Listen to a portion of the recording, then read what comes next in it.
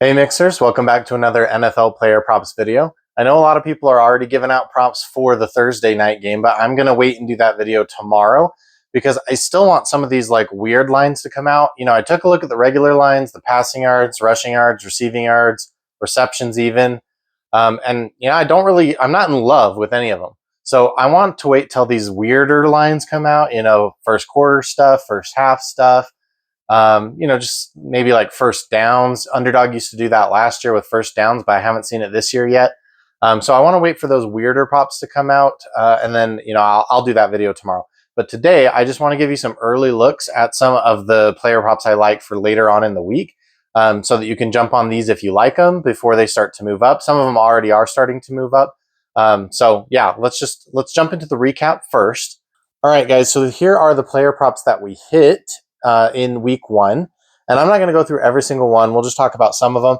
Devon Achane, if you got the line late, you did not cash, but I cashed because I got this line right after the NFL draft, which was way too early, but obviously it made the difference there. Matthew Golden over 4.5 quarter one receiving yards, that cashed, and none of his other props cashed. So that was perfect. Rashid Shaheed over 32.5, that cashed. Drake May easily cashed. Juwan Johnson easily cashed. Joe Flacco, I told you could ladder that one. I got it way early at 217.5, but I think it was 240.5 by the time it was kickoff, but you still could have cashed on that. Ricky Pearsall obviously went over 100. Tedero McMillan was a push, landed exactly on 5. DeAndre Swift over 8.5 receiving yards, he easily cashed that. Adam Thielen under 7.5 fantasy score, he didn't have a catch. He did have one target. And then Brian Robinson Jr. over 55.5 rushing yards. He did not get there, but I got a refund on that. I don't know why. It must be in the bylaws. It was on Underdog because he switched teams or something like that. But anyways, I just got refunded on that one, which was nice. Brock Purdy over 235.5. I told you that was way too low for him. Geno Smith, I laddered these. So these three at the bottom, I bet these regular lines, and I told you could ladder them up. And I did ladder them up on a traditional sports book. So I hit the regular line, but then I also hit the ladder. So on Brock Purdy, I laddered, I think, to 250. Geno, I laddered only to 230. Wish I would have gone higher. And then Javonte, I laddered to 50, and he barely covered that ladder. So that was perfect. So we got 12 right, but don't worry, we got a lot wrong as well. We had 13 wrong, so here they are. Drake May could not get 2 touchdowns. Obviously, Jared Goff just had a miserable game. Khalil Shakir, this one's the worst one, man, because Khalil Shakir does not get a lot of long passes. I mean, he's about 50-50 on the long passes, but this was on a broken play where everyone was just running around, and Khalil Shakir came back for a ball and got it. And then, usually on a normal play, if it gets past that point, Khalil Shakir is just more of a distraction, right? Because he's more the short area target guy, but that's okay. We didn't cash on it. Ashton Jeanty did not get to his rushing yard total, but he did get a touchdown, which we bet on. Christian McCaffrey did not get over 70.5 rushing yards, but he did get 69. So he hooked us there, which was incredibly frustrating.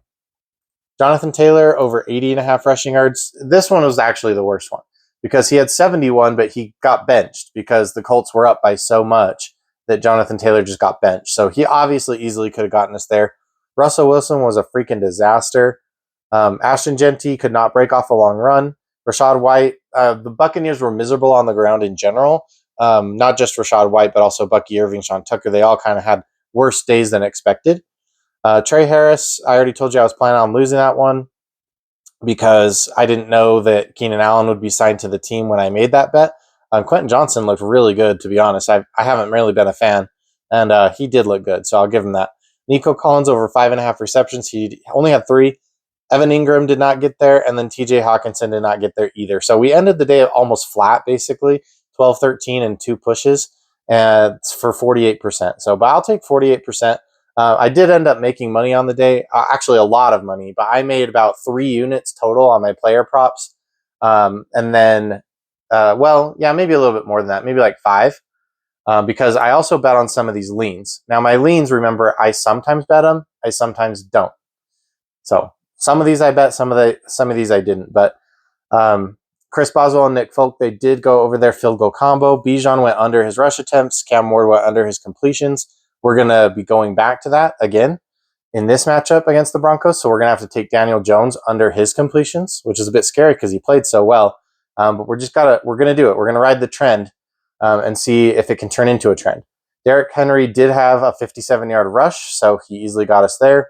Bryce Young did not go over his line, but Tetero McMillan did. The early line that I was able to get, in the summer. Noah Brown went over his line. I told you I had it at 16.5, but he cleared the regular line, and I told you it was fine to bet on that. Michael Penix cleared his line, but J.J. McCarthy did not. Obviously, he looked miserable for the first half of the game. Malik Neighbors did clear his line barely. Jerry Jeudy, went plenty over his line, although this was an early line that I got in the summer. And then Jordan Love did not clear his rushing yards. He just hooked it with 4. And then Josh Downs got 1 reception for like 6 yards, something like that. It was the Michael Pittman show. And Tyler Warren. And then CJ Stroud did rush over 9.5 yards. That was an early cash. So my leans did better than my regular plays. They went 10-5, which is 67%. I wanted to show you this. I tried to call this out in a video. I don't know how many of you guys were paying attention. But on Chalkboard, if you use that app, or if you can use that app, they have a fumble category that has decent payouts here. So I'm wondering if they're going to take this away after the first week. But I turned $25 into $500 on this slip right here, a 6-man slip. Most of them fumble props. So I took John Mechie to not get a reception. He, new to the team from the Texans on Philly, and I just didn't think he would get a reception. Justin Herbert not to fumble, Baker Mayfield not to fumble, Jared Goff not to fumble, Lamar Jackson not to fumble, and Adam Thielen to have less than 1.5 catches at the end of the first half, which he had 0 all game. So that worked out for us. But yeah, I turned $25 into $500 on this because look at these payouts. 1.5, 1.47, 1.47. I mean, these are decent payouts when you pair them together. And you can get some good plus money on them because I think they have a good odds of hitting. I have already started looking at them for this week, and the odds have gone down. But you can still find some really good odds on people who kind of are likely to fumble, like Jalen Hurts, who's going to be running it a lot, or Jaden Daniels, who's going to be running it a lot. You can get decent, fumble payouts on those guys to not fumble. So we'll look at taking this again in week 2. And if I do, I'll let you know. I also had an 8-man fumble slip, but Russell Wilson missed for me. So, one thing to be aware of, I did read the bylaws on Chalkboard, and whether the fumble is lost or not lost, it still counts as a fumble. So if they fumble, even if they pick it back up, it still counts as a fumble. So be careful betting these, but they all worked out for me in week 1. All right, jumping into week 2 player props that I like. The first one here is Isaiah Pacheco over 34.5 rushing yards. I know he hasn't seemed like himself. He's not. He's going to split carries with Kareem Hunt. He'll probably get slightly more or maybe about the same. So, you can expect him to get 8 to 12 carries probably. And I think he can go over this line on 8 to 12 carries. So Javonte Williams had 50 yards on the ground against the Eagles in week 1. And Miles Sanders, Old Man Sanders, was able to break off a 49-yard run. So I think Pacheco can also do that, especially considering he had 76 and 89 rushing yards in 2 previous head-to-heads with the Eagles. He did not have a good game against the Eagles in the most recent Super Bowl, but in the 2 matchups before that, he did have a great game. Obviously, he was the lead back in those games, and he was taking 15 carries. So I don't think he gets back to 15 carries, but I do think he gets 8 to 12, and I think that gets us over this number here. DK Metcalf over 55.5 receiving yards. He had 83 in week 1. He's not always going to do that, but that was against a good defense. And now he's going up against his old team, so he might want to show off a little bit. Aaron Rodgers just showed off against his old team from last year. Christian McCaffrey and Ricky Pearsall both cleared this number easily against Seattle in week 1. Obviously, Ricky Pearsall went over 100. And DK Metcalf is over this line in 8 of 15 games last year, which includes 3 games where he was over 100. So I think he can get this on 3 catches, maybe less, but probably 3 catches. I think he gets this year, and I don't know what's going to happen in that game. It will depend on if Seattle can run the ball or not against the Steelers. But the Jets were just able to run the ball against the Steelers, so this could be a competitive game. The spread seems to suggest that. It's a 2.5 point spread. And I am on the Steelers side of that.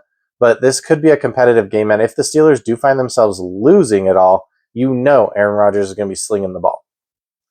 So, okay, so next one here, CJ Stroud over 226.5. I did see this at 229.5, so 226 might not be available anymore. But he's over 63% of the time last season. 2 years ago, when Texas played this team, he had 470 against the Buccaneers. Penix just put up 298. And last year, Cooper Rush was able to go over this number. Spencer Rattler was able to go over this number twice. So it's not exactly hard to go over this number against the Tampa Bay Buccaneers. It'll all basically boil down to that offensive line. But the Texans were missing 2 players the other day. So hopefully they just have a little better outing this week. And I know CJ Stroud obviously has the arm talent to do it, and he has the receiving talent to catch those balls. It's just, will he have the time to make the throws? All right, we're going back to the well on Drake May. He is our thumbnail. 216.5 passing yards. I know that everyone thinks that everyone is like way too hyped up on the Patriots. And I am one of those that's way too hyped up on the Patriots. I think Drake May is amazing. He's going to be amazing. Anyway, he's already over this 64% of the time in all of the games where he started and finished the game, going back to last year and then the one game this year. So he had 287 in week 1 this year, and then he had 222 last year in a head-to-head. So he did go over this against Miami last year. He only played 1 game against Miami last year. Daniel Jones just dropped 272 on the Dolphins, and I know that you're not thinking that the Patriots are just going to like roll the Dolphins like the Colts did, because the Patriots have no defense. So the Dolphins are going to be able to put up points. This is, I hope, going to be a high-scoring game. I think a lot of games with the Patriots this year are going to be high-scoring games where Drake May is going to be throwing a lot. All right, the next one here is on the other side of that same ball. So Tua, over 238.5 passing yards. He's over 100% of the time in the last 4 matchups with this team, with the Patriots. So that's over 3 seasons of history of going over this number. He's over 60% of the time at home in 2024 against all teams, and he's over 78% of the time at home in 2023 against all teams. So I do like the stats. I know there's a lot of bad juju with the Miami Dolphins. I bet they're under win total 8.5. So, I'm not high on the Dolphins. I think they're going to be the worst team in this division, fighting for the Jets probably for that last spot. But I do think he can put up yardage against what we just saw. Geno Smith just tore apart this Patriots team through the air. So yeah, I have no doubt in my mind that Tua can go over this line. And then the last one here is going to be Jalen Hurts not to fumble. So we're getting this at a normal line. The reason we're getting this at a normal line is because he's fumbled 3 out of the last 4 times that he's gone up against the Chiefs. So we're kind of bucking the data here, but he's had no more than 6 fumbles in a single season. So he doesn't fumble a lot, but he seems to fumble a lot against the Chiefs specifically. I'm just taking it. You guys don't have to. You don't have to follow me on this one, but I'm throwing it in there. I have a feeling. I want to see how good these fumble bets can be for me, since they've already been so good to me in week 1. All right, so let's review that really quick. Drake May over 216.5 passing yards. DK Metcalf over 55.5 receiving yards. Jalen Hurts not to fumble.